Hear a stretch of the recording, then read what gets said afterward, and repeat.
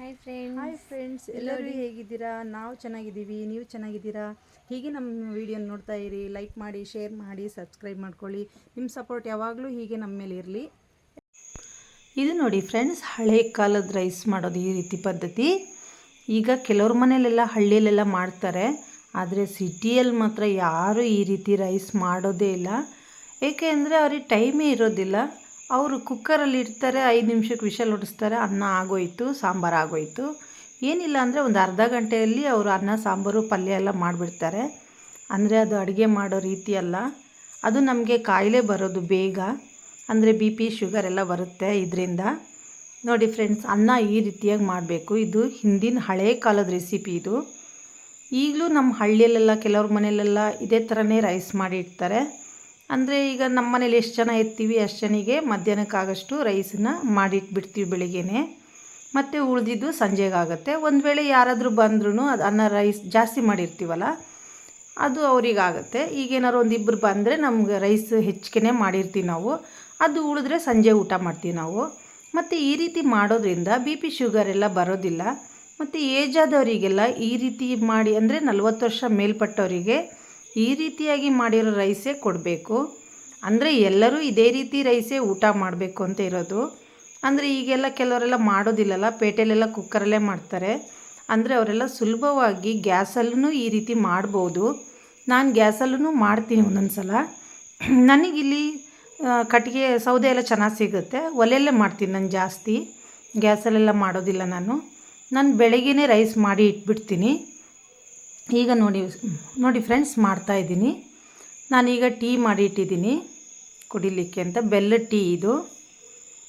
ನೋಡಿ, ಬೆಳಗ್ಗೆ ಅಂದರೆ ಚಳಿ ಇರುತ್ತಲ್ವ, ಅದಕ್ಕೆ ಬೆಂಕಿ ಮಾಡ್ತೀವಿ. ಇಲ್ಲಿ ನೋಡಿ ಫ್ರೆಂಡ್ಸ್, ಇದು ಬೆಲ್ಲ ಹೇಗಿದೆ ನೋಡಿ. ಇದು ಆರ್ಗ್ಯಾನಿಕ್ ಬೆಲ್ಲ. ಇದು ನಾವು 2 ಡಬ್ಬ ತಂದಿಟ್ಕೊಂಡಿದ್ವಿ. ಈ ಸಲ ನಮಗೆ ಬೆಲ್ಲ ಸಿಗಲಿಲ್ಲ. ಅಂದರೆ ಅದು ಕುಂಭಮೇಳಕ್ಕಂತ ಹೇಳಿ ಕಬ್ಬೆಲ್ಲ ತೊಗೊಂಡು ಹೋದರು, ಹಾಗಾಗಿ ಬೆಲ್ಲ ಸಿಗಲಿಲ್ಲ ನಮಗೆ. ನಾವು 2-3 ಸಲ ಹೋಗಿ ಬಂದ್ವಿ. ಅಲ್ಲಿ ಬೆಲ್ಲ ಮಾಡೋದ್ರಲ್ಲಿ, ಬೆಲ್ಲ ಮಾಡ್ತಾರಲ್ಲ ಅಲ್ಲಿಗೆ ಹೋಗಿದ್ವಿ, ಅಲ್ಲಿ ಸಿಗಲಿಲ್ಲ ನಮಗೆ. ನೋಡಿ ಈ ಥರ ಇರುತ್ತೆ ನೋಡಿ, ಒರಿಜಿನಲ್ ಬೆಲ್ಲ ಇದು. ಅಂದರೆ ನಿಜವಾದ ಬೆಲ್ಲ ಹೀಗಿರುತ್ತೆ. ಕೆಮಿಕಲ್ ಎಲ್ಲ ಹಾಕಿರೋದು. ಈಗ ಬೇರೆ ಥರ ಬೆಲ್ಲ ಬರುತ್ತಲ್ಲ, ಉಂಡೆ ಬೆಲ್ಲ ಬರುತ್ತಲ್ಲ, ಅದೆಲ್ಲ ಕೆಮಿಕಲ್ ಹಾಕಿರೋದು. ಇದು ಒರಿಜಿನಲ್ ಬೆಲ್ಲ ಇದು. ಇದನ್ನು ಗಡಿಗೆಲ್ಲೂ ಹಾಕಿ ಇಟ್ಕೋಬೋದು, ಆದರೆ ಬೇಗ ಹಾಳಾಗುತ್ತೆ, ನೀರಾಗುತ್ತೆ, ಹುಳಿ ಬರುತ್ತೆ. ಈ ಥರ ಅಂದರೆ ನಮಗೆ ಅವರು ಪ್ಲಾಸ್ಟಿಕ್ಕಿನ ಡಬ್ಬದಲ್ಲಿ ಹಾಕ್ಕೊಟ್ಟಿದ್ರು, ನಾನು ಹಾಗೇ ಇಟ್ಟಿದ್ದೆ. ನೋಡಿ 2 ವರ್ಷದ ಬೆಲ್ಲ ಇದು. ಎಷ್ಟು ಚೆನ್ನಾಗಿದೆ ಅಂದರೆ ತುಂಬ ಚೆನ್ನಾಗಿದೆ. ತಿನ್ನಲಿಕ್ಕೂ ತುಂಬ ಖುಷಿಯಾಗುತ್ತೆ. ನನ್ನ ಮಕ್ಕಳಿಗಂತೂ ತುಂಬಾ ಇಷ್ಟ. ಈ ಬೆಲ್ಲ ನೋಡಿದ್ರೇ ತಿಂತಾರೆ ಅವರು. ತಿಂಡಿಗೆಲ್ಲ ಹಾಕ್ಕೊಂಡು ತಿಂತಾರೆ, ತುಂಬ ಇಷ್ಟಪಡ್ತಾರೆ. ನಾನು ನಮ್ಮ ಮನೇಲಿ ಬೆಲ್ಲದ ಟೀನೇ ಮಾಡೋದು, ನಾನು ಸಕ್ಕರೆ ಯೂಸ್ ಮಾಡಲ್ಲ. ನಾವು ತಿಂಡಿಗೂ ಅಷ್ಟೇ ತುಪ್ಪಕ್ಕೆಲ್ಲ ಬೆಲ್ಲನೇ ಹಾಕ್ಕೊಂಡು ತಿಂತೀವಿ. ನೋಡಿ ಟೀ ಮಾಡಿದ್ದೀನಿ. ಇದು ಸಕ್ಕರೆ ಟೀ ಥರನೇ ಇದೆ, ಆದರೆ ಇದು ಬೆಲ್ಲದ ಟೀ. ನಾನು ಈ ರೀತಿ ಮಾಡ್ತೀನಿ, ಮಾಡಿ ಇಟ್ಟಿದ್ದೀನಿ. ಈಗ ಇಲ್ಲಿ ನಾನೀಗ ತಿಂಡಿ ಎಲ್ಲ ಮಾಡಬೇಕು ಅಂದರೆ, ಕೆಲವೆಲ್ಲ ದೋಸೆ ಎಲ್ಲ ಆದರೆ ಗ್ಯಾಸಲ್ಲಿ ಹುಯ್ತೀನಿ. ಬೆಳಗ್ಗೆ ಎದ್ದು ರೈಸಿಗೆ ಇಟ್ಬಿಡ್ತೀವಿ. ಈ ಥರ ಬೆಳಿಗ್ಗೆ ರೈಸ್ ಮಾಡಿ ಒಂದು ಪಾತ್ರೆಗೆ ಹಾಕಿ ಇಟ್ಕೊಳ್ತೀವಿ. ಈ ಪಾತ್ರೆಯಲ್ಲಿ ರೈಸ್ ಮಾಡೋದಷ್ಟೇ ನಾವು. ನೋಡಿ ಈ ಥರ ನೊರೆ ಬರುತ್ತೆ. ಇದು ಅಂದರೆ ಅವರು ರಾಸಾಯನಿಕ ಗೊಬ್ಬರ ಹಾಕಿ ಬೆಳೆದಿರ್ತಾರೆ. ನಮ್ಮ ಮನೆದು ಅಕ್ಕಿ ಅಲ್ಲ ಇದು, ಹಳ್ಳಿಯಲ್ಲೇ ಬೆಳೆದಿರೋ ಭತ್ತ ಇದು. ಆದರೆ ಅವರು ಸ್ವಲ್ಪ ರಾಸಾಯನಿಕ ಗೊಬ್ಬರ ಹಾಕಿರ್ತಾರೆ. ಹಾಗಾಗಿ ನೋಡಿ ಈ ಥರ ಬರುತ್ತಲ್ಲ, ಇದೆಲ್ಲ ನೊರೆ ಎಲ್ಲ ಗೊಬ್ಬರದ್ದಿದು. ನೋಡಿ ಈ ರೀತಿ ಬರುತ್ತೆ. ನೀವು ಕುಕ್ಕರಲ್ಲಿ ಅನ್ನ ಮಾಡಿದ್ರೆ ಏನಾಗುತ್ತೆ, ಇದನ್ನೆಲ್ಲ ತೆಗಿಯೋಕ್ಕೆ ಬರೋದಿಲ್ಲ. ಇದೆಲ್ಲ ಗ್ಯಾಸ್ ಇದು. ಅಂದರೆ ನಮಗೆ ಊಟ ಕುಕ್ಕರಲ್ಲಿ ಅನ್ನ ಊಟ ಮಾಡ್ತೀವಲ್ಲ, ಅದು ಗ್ಯಾಸ್ಟ್ರಿಕ್ ಆಗುತ್ತೆ ಮತ್ತು ಊಟ ಮಾಡೋಕ್ಕಾಗೋದಿಲ್ಲ. ಇದು ಉದುರುದ್ರಾಗಿರುತ್ತೆ. ಈ ತಿಳಿಯೆಲ್ಲ ತೆಗೆದಿರ್ತೀವಲ್ಲ, ಊಟ ಮಾಡ್ಲಿಕ್ಕೆ ತುಂಬ ಚೆನ್ನಾಗಿರುತ್ತೆ. ನಾವು ಹಳ್ಳಿಯಲ್ಲಿ ಸ್ವಲ್ಪ ರೈಸ್ ಜಾಸ್ತಿ ಊಟ ಮಾಡ್ತೀವಿ, ಬೇರೆ ತಿಂಡಿಯೆಲ್ಲ ಸ್ವಲ್ಪ ಕಮ್ಮಿ. ಬೆಳಿಗ್ಗೆ ಮಾತ್ರ ನಾವು ತಿಂಡಿ ತಿನ್ನೋದು, ಮಧ್ಯಾಹ್ನ ಸಂಜೆ ನಾವು ರೈಸೇ ಊಟ ಮಾಡೋದು. ಹಾಗಾಗಿ ಏನು ಮಾಡ್ತೀವಿ, ನಾವು ಈ ರೀತಿಯಾಗಿ ರೈಸ್ ಮಾಡ್ತೀವಿ. ಇದನ್ನು ಈ ರೀತಿಯಾಗಿ ರೈಸ್ ಮಾಡಿ ಊಟ ಮಾಡೋದ್ರಿಂದ ನಮಗೆ ಬಿ ಪಿ, ಶುಗರೆಲ್ಲ ಏನೂ ಬರೋದಿಲ್ಲ. ನೀವು ಕುಕ್ಕರಲ್ಲಿ ಅನ್ನ ಊಟ ಮಾಡಿದ್ರೆ, ಕುಕ್ಕರಲ್ಲಿ ಮಾಡಿ ಊಟ ಮಾಡಿದ್ರೆ ಬೇಗನೆ ಬಿ ಪಿ, ಶುಗರೆಲ್ಲ ಬರುತ್ತೆ. ಈ ರೀತಿ ಅನ್ನ ಮಾಡೋದು ಅಂದರೆ ನೀವು ತಿರ್ಸ್ತಾ ಇರಬೇಕು, ತುಂಬ ಟೈಮ್ ತಗೊಳುತ್ತೆ, ಬೇಗ ಎಲ್ಲ ಅನ್ನ ಆಗೋದಿಲ್ಲ. 5 ನಿಮಿಷಕ್ಕೆಲ್ಲ ಅನ್ನ ಆಗೋದಿಲ್ಲ. ಇದು ಅನ್ನ ಒಂದೇ ಥರ ಹಿಂಗೆ ತಿರ್ಸಿ ಇದು ಮಾಡಬೇಕು. ನಾನು ಸ್ವಲ್ಪ ರೈಸ್ ಜಾಸ್ತಿ ಹಾಕಿರೋದ್ರಿಂದ ಸ್ವಲ್ಪ ತಿರ್ಸ್ತಾ ಇದ್ದೀನಿ ಜಾಸ್ತಿ. ಇಲ್ಲಾಂದರೆ ನಾವು ಒಂದು ಸಲ ತಿರ್ಸಿಬಿಟ್ಟು ಆಮೇಲೆ ಬೆಂದಮೇಲೆ ನೋಡಿದರೆ ಸಾಕು. ಮತ್ತು ಇಲ್ಲೇ ಇರಬೇಕು, ಆ ಕಡೆ ಈ ಕಡೆ ಹೋಗಬಾರ್ದು. ಅಂದರೆ ಮರ್ತೋದ್ರೆ ಗಂಜಿ ಆಗಿಬಿಡುತ್ತೆ, ಊಟ ಮಾಡೋಕ್ಕಾಗೋದಿಲ್ಲ ಇದು. ನೋಡಿ ಈ ಥರ ಸಿಬ್ಲ ಇಟ್ಕೊಂಡಿದ್ದೀನಿ. ಇದು ಹಳ್ಳಿಯಲ್ಲಿ ಸಿಗುತ್ತೆ, ಪೇಟೆಯಲ್ಲೂ ಸಿಗುತ್ತೆ ಈಗ. ಇದು ನಂದಿದು 10 ವರ್ಷದ ಸಿಬ್ಲ ಇದು. ಇಲ್ಲಿ ಯಾರೂ ಈಗ ಮಾಡೋದಿಲ್ಲ. ಮುಂಚೆ ಒಬ್ಬರು ಮಾಡ್ತಿದ್ರು, ಅವರಿಲ್ಲ, ಈಗ ಡೆತ್ ಆದರು. ಹಾಗಾಗಿ ಈ ಸಿಬ್ಲ ಮಾಡೋರು ಯಾರೂ ಇಲ್ಲ. ನಾನು ಒಂದೆರಡು ಮಾಡಿಸಿ ಇಟ್ಕೋಬೇಕಿತ್ತು. ಇದು ಚೆನ್ನಾಗಿತ್ತು ಅಂತ ನಾನು ಮಾಡಿಸ್ಕೊಂಡಿಲ್ಲ. ಇದು ತುಂಬಾ ಚೆನ್ನಾಗಿದೆ ನೋಡಿ ಫ್ರೆಂಡ್ಸ್. ಇದು 10 ವರ್ಷ ಆಯಿತು ಈ ಸಿಬ್ಲಾಗೆ. ಎಷ್ಟು ದೊಡ್ಡ ಪಾತ್ರೆಯಲ್ಲಿ ಬೇಕಾದರೂ ಅನ್ನ ಮಾಡಿ ಬಸಿಬೋದು. ದೊಡ್ಡದೇ ತಂದ್ಕೊಂಡಿದ್ದೀನಿ. ನಾವು ಎಷ್ಟು ಚೆನ್ನಾಗಿ ಇಟ್ಕೊತೀವಿ ಅಷ್ಟು ಚೆನ್ನಾಗಿರುತ್ತೆ. ಇದನ್ನು ಅನ್ನ ಎಲ್ಲ ಬಸ್ತಾದ್ಮೇಲೆ ಕ್ಲೀನಾಗಿ ತೊಳೆದ್ಬಿಟ್ಟು ಒಲೆ ಹತ್ರ ಇಟ್ಬಿಟ್ಟು ಡ್ರೈ ಮಾಡಿ ಇಡಬೇಕು. ನಾವು ಅನ್ನ ಬಸಿಯುವಾಗ ಇದನ್ನು ನೀರು ಹಾಕಿ ಈಗ ಒದ್ದೆ ಮಾಡ್ಕೋಬೇಕು. ಒದ್ದೆ ಮಾಡ್ಕೊಂಡು ಅನ್ನ ಬಸಿಬೇಕು. ಏಕೆಂದರೆ ಅನ್ನ ಇದಕ್ಕೆ ಹಿಡ್ಕೊಳ್ಳೋದಿಲ್ಲ. ಅದಕ್ಕೋಸ್ಕರ ನಾವು ಈ ಥರ ಒದ್ದೆ ಮಾಡ್ಕೊಳ್ಳೋದು. ಹೀಗೆ ಡ್ರೈಯಲ್ಲೇ ನಾವು ಅನ್ನ ಬಸಿದ್ರೆ ಅನ್ನ ಎಲ್ಲ ಹಿಡ್ಕೊಂಬಿಡುತ್ತೆ. ಆಮೇಲೆ ಬಿಡ್ಸೋಕ್ಕೆ ತುಂಬ ಕಷ್ಟ ಆಗುತ್ತೆ. ಅದು ತುಂಬ ಚಿಕ್ಕ ಚಿಕ್ಕದು ಹೋಲಿರುತ್ತಲ್ಲ, ಹಾಗಾಗಿ. ನೋಡಿ ಈಗ ಇದು ಅನ್ನ ಆಗ್ತಾ ಬಂತು. ನೋಡಿ ನೂರೇ ಬರ್ತಾನೇ ಇರುತ್ತೆ ಲಾಸ್ಟ್ವರೆಗೂ ಅದು. ಆದರೆ ಇದಕ್ಕೆ ಈ ಅಕ್ಕಿಗೆ ಅಷ್ಟೊಂದು, ಈ ಭತ್ತಕ್ಕೇನು ಅಷ್ಟೊಂದು ಗೊಬ್ಬರ ಹಾಕಿಲ್ಲ ಅವರು. ಆದರೂ ಚೆನ್ನಾಗಿದೆ ಇದು. 4 ತಿಂಗಳಾಯ್ತು ನಾವು ಅಕ್ಕಿ ಮಾಡಿಸಿ ಇಟ್ಟು, ಆದರೂ ಏನೂ ಆಗಿಲ್ಲ. ಅಕ್ಕಿ ತುಂಬ ಚೆನ್ನಾಗಿತ್ತು. ನೋಡಿ ಈ ಅಕ್ಕಿ ಉದುರಾಗಿ ಬರುತ್ತೆ. ತಿಳಿ ನೋಡಿ ಈ ಥರ ಇದೆ. ಮಕ್ಕಳಿಗೆಲ್ಲ ಕೊಡ್ಬೋದು ಇದನ್ನ ಕುಡಿಲಿಕ್ಕೆ. ತುಂಬ ಟೇಸ್ಟಾಗಿರುತ್ತೆ. ಒಂದು ಚಿಟಿಕೆಯಷ್ಟು ಉಪ್ಪು ಹಾಕ್ಬಿಟ್ಟು ಮಕ್ಕಳಿಗೆ ಕೊಡಬೇಕು ಕುಡಿಲಿಕ್ಕೆ. ತುಂಬ ಟೇಸ್ಟಾಗಿ ಚೆನ್ನಾಗಿರುತ್ತೆ ಕುಡಿಲಿಕ್ಕೆ. ಇದನ್ನೆಲ್ಲ ತೆಗಿತೀವಲ್ಲ ಫ್ರೆಂಡ್ಸ್, ಆಗ ರೈಸು ಊಟ ಯಾರು ಬೇಕಾದರೂ ಮಾಡ್ಬೋದು. BP ಶುಗರ್ ಇದ್ದವರು ಮಾಡ್ಬೋದು. ಈ ರೈಸ್ ಊಟ ಮಾಡಿದ್ರೆ ನಮಗೆ BP ಶುಗರ್ ಬರೋದಿಲ್ಲ. ನೋಡಿ ಇದೇ ರೀತಿಯಾಗಿ ರೈಸ್ ಮಾಡಬೇಕು. ಇದು ಹಿಂದಿನ ಕಾಲದವ್ರು ಅದಕ್ಕೆ ಮಾಡ್ತಾಯಿದ್ದಿದ್ದು.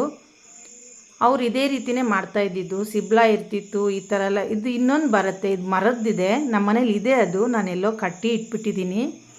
ಅದು ನಮ್ಮ ಅತ್ತೆ ಎಲ್ಲ ಯೂಸ್ ಮಾಡ್ತಾಯಿದ್ರು 40-50 ವರ್ಷದ ಹಿಂದಿಂದು. ನೋಡಿ ಅನ್ನ ಬಸ್ತಾಯಿತು. ತಿಳಿ ತೆಗ್ದಿಟ್ಟಿದ್ದೀನಿ ಸ್ವಲ್ಪ ನಿಮಗೆ ತೋರಿಸ್ಲಿಕ್ಕಂತ. ಇದನ್ನು ಮಕ್ಳಿಗೆ ಕೊಡ್ಬೋದು ನಾವು.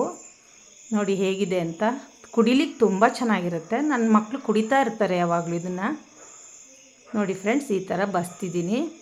ನೋಡಿ ಈ ರೀತಿ ಬಸಿಬೇಕು. ಈ ಥರ ಬಸಿದ್ರೆ ಆ ನೀರಷ್ಟು ಇಳಿಯೋ ತನಕ ಬಿಡಬೇಕು. ನೀರೆಲ್ಲ ಇಳಿದಾದ್ಮೇಲೆ ಅದನ್ನು ಎತ್ತಬೇಕು. ಅಲ್ಲಿವರೆಗೂ ಮುಟ್ಟಬಾರ್ದು. ಇದನ್ನ ಕ್ಲೀನಾಗಿ ಹೀಗೆ ಬಿಡಬೇಕು.